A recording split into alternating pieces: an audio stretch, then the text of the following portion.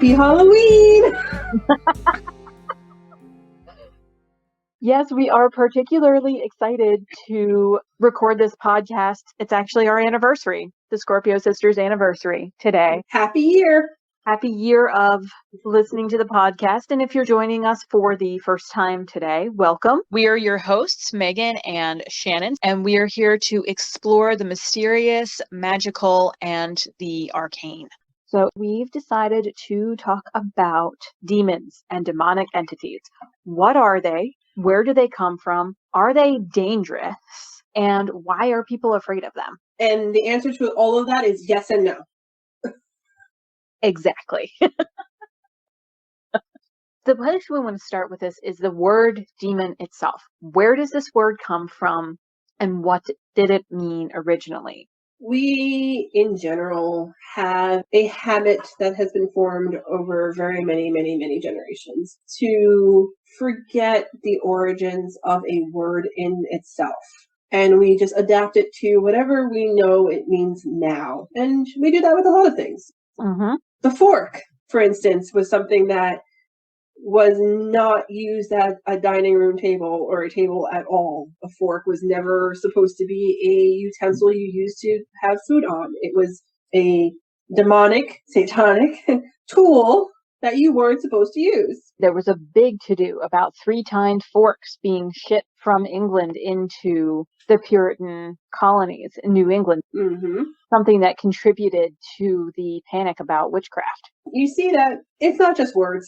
It is everything. And we've forgotten that fork had such a controversy behind it. We've forgotten that the waltz at one point in time was a controversial dance. It was considered too sexual because the participants had their arms wrapped around each other. It's very scandalous. Yes. And at the period of time, too, you very rarely had one-on-one dance partners. Mm-hmm. It's just normal human nature. We tend to forget the things that are no longer relevant for us. Mm-hmm. Unfortunately, that happens with words that could probably empower our understanding of energies and entities. So demon comes from the Greek word daemon, which means spirit. Genius, which is also another word that means spirit. And the Proto-Indo-European word for divider or provider of lots and fortune. They also consider tutelary deities. So you had some kind of divine emanation coming from the word demon or daemon. And in the Greek philosophy, there are 3 different types of daemons that you could interact with. One was the agathodaemon, which means the noble spirits. Mm-hmm. The eudaemon, which means the good, well, or healthy, happy demons or spirits, which try to keep you physically, mentally, emotionally healthy and happy. Mm-hmm. And then there's the kakodaemon, which is what we now understand the demon to be. Kakodemon or daemon is the evil, malicious, and nefarious spirits that are out to wreak havoc, destruction, and ruin because they can. Yep. Those are the ones that you want to avoid. Yes. But as we'll see as we get into this, those cacodemons are not as common or as powerful as we've been led to believe in our post-Christian world, because most of our cultures have a thread of Christian superstitions, shall we say, running through them. We tend to hear the word demon or demonic and go, it strikes fear. Even if you're an atheist, it's going to be like, no, I don't want to mess with that. And unless you know what you're doing, that's probably a safe way to go. That's a good way to be.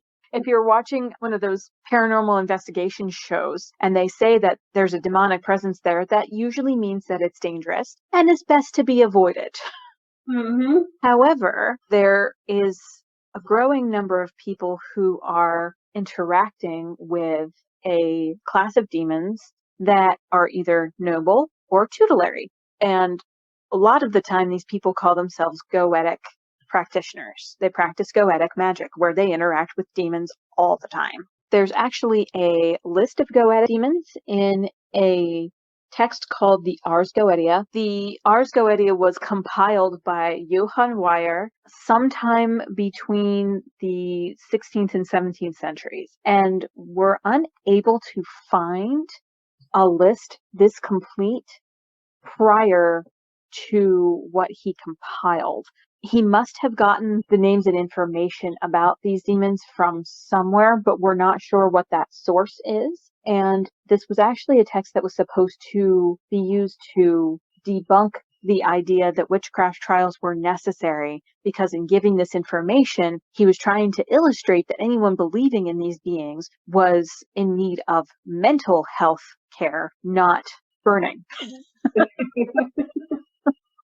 But what he actually did was provide us with a nice, neat little primer of the 72 demons that Solomon supposedly interact with on a regular basis that he was able to command. Mm-hmm. This text and this concept has been part of a lot of media. You've probably heard about it in certain horror movies or in series that delve into the darker and more frightening aspects of the paranormal world. And in reality, if you go in and read about these demons, so there's a particular demon on the list that I have a weirdly soft spot for. I don't work with him, but he looks like an owl with long legs and is often portrayed wearing spectacles and a scholar's cap with a tassel. And his job, when he is summoned, is to teach astronomy and knowledge about herbs, plants, and precious stones. So if you summon Stolas, he's going to come with textbooks and a chalkboard. He's literally going to drop some knowledge on you.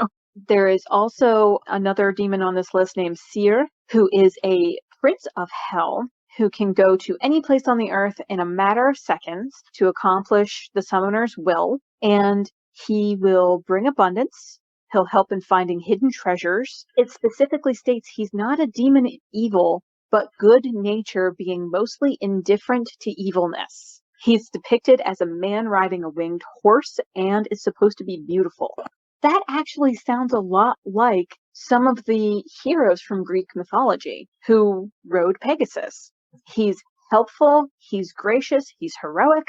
There doesn't seem to be anything malicious about him. So the last example that I pulled from the Ars Goetia is a demon named Amy. I mean, his name is Amy. The name Amy is actually derived from the word for love in Latin. Mm-hmm.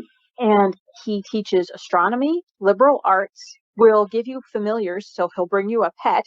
He will reveal treasures, and he'll also help you make contracts with rulers by helping you get a positive reaction from them. This is a pattern in the Ars Goetia. Most, if not all of the demons from this list are in charge of teaching humans about specific concepts or serving them in some way.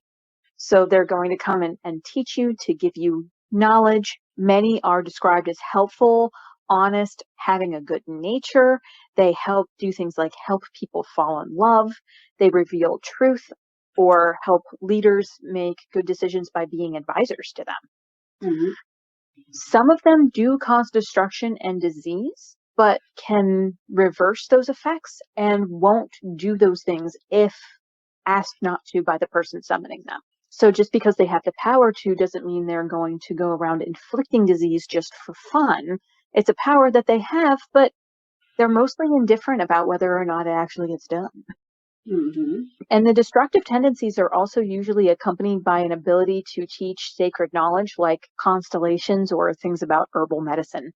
One of these entities that have very old roots has been viciously maligned. Uh-huh. And isn't even really remembered very well outside of context of Christian mythos, is Beelzebub. So Beelzebub is usually given as a name to Satan / Lucifer. They're conflated into one being now, even though they are three different entities that have almost nothing to do with each other. Uh-huh. When Beelzebub was his own entity, he is seen as the Lord of the Flies, which holds true throughout his mythos. It's just different connotations, different contexts. But he's also the demon prince of gluttony and one of the 12 high-ranking chief demons or devils.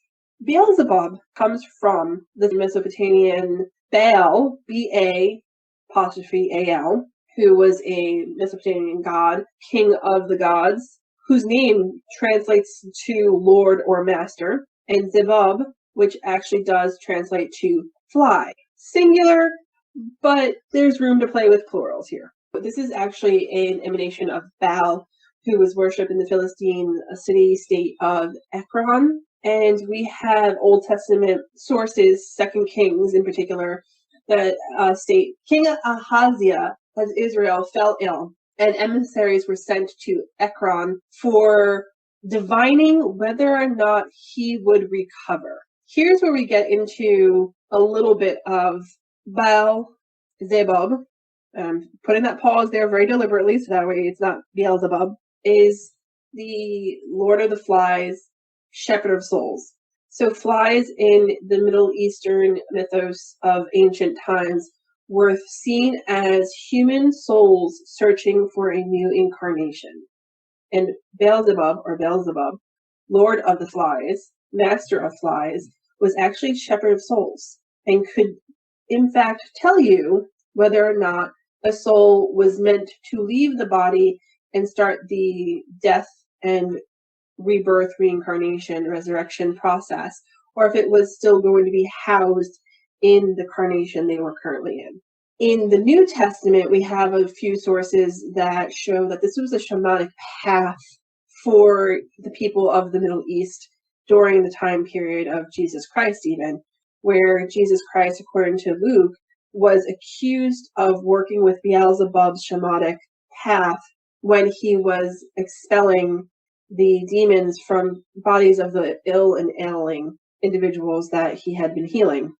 In one of the John books, he actually works with Beelzebub when he enters into hell to release the quote-unquote barbaric saints, including Adam, Eve, and all those who were not in any way, shape, or form able to be baptized. And because Beelzebub works with him in hell to release these saintly beings, he actually becomes the king of hell, displacing Satan and or Lucifer, again, depending on your mythos at that point in time. We have biblical evidence to show that Beelzebub, was a shamanic path that could be taken to work with as an energy, as a divinity, as a daemon, in order to better understand the process of life, death, and reincarnation, whether it's through healing or through actual dying process. Mm-hmm.